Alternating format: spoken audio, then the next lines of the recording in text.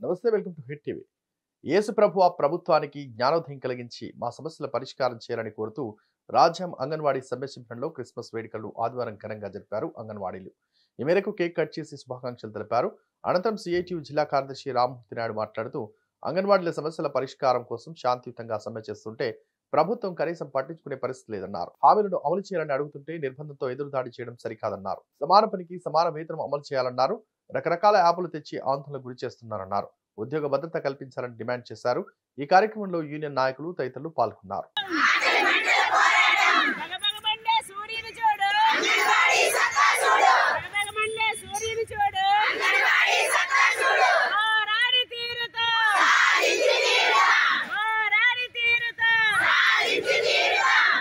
రాష్ట్ర ప్రభుత్వం అంగన్వాడీలు గత 14 రోజులుగా సమ్మె చేస్తుంటే సమస్యల పరిష్కారం చేయకపోగా అంగన్వాడీల పట్ల తప్పుడు ప్రచారం చేయడం దుర్మార్గమైనటువంటిది.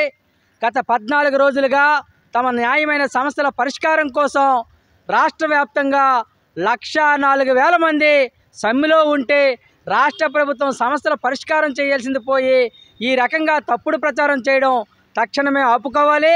అంగన్వాడీలు అడుగుతున్నటువంటి కోరికలేమి గొంతమ్మ కోరికలేమి కాదు. ఈ రాష్ట్ర ముఖ్యమంత్రిగా జగన్మోహన్ రెడ్డి గారు ప్రతిపక్ష నేత హోదాలో నేను అధికారంలోకి వస్తే తెలంగాణ కంటే అదనంగా వేతనాలు ఇస్తామని చెప్పిన మాట నిజం కాదా? అదే ఈరోజు అంగన్వాడీలు అడుగుతున్నది. రెండోది, అంగన్వాడీలో 30 ఏళ్ళు 40 ఏళ్ళుగా పనిచేస్తున్న అంగన్వాడీలకి రిటైర్మెంట్ బెనిఫిట్లు ఇచ్చి పెన్షన్ ఇవ్వాలని చెప్పి అడుగుతున్నాం. ఈరోజు అంగన్వాడీ పోరాటం సమ్మె ఈరోజు 14వ రోజుకు చేరింది. రాష్ట్ర ప్రభుత్వం కనీసం స్పందించలేదు.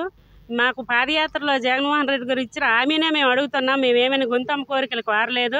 ఆ రోజు పాదయాత్రలో మీకు తెలంగాణ కంటే అదనంగా 1000 రూపాయల జీతం పెంచుతానని మాట ఇచ్చారు.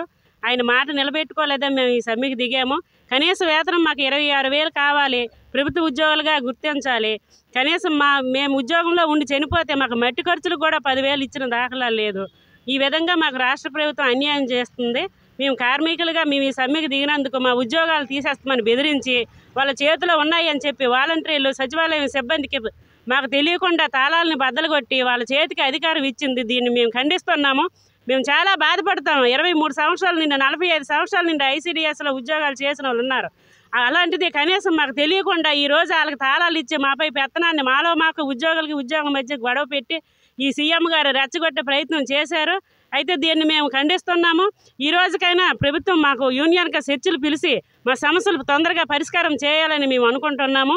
ఈ ప్రభుత్వం మాపై సానుకూలంగా స్పందించి మా సమస్యలు పరిష్కారం చేయాలని కోరుకుంటున్నాం. ఈ వీడియో కనుక నచ్చినట్లయితే please like, share and subscribe.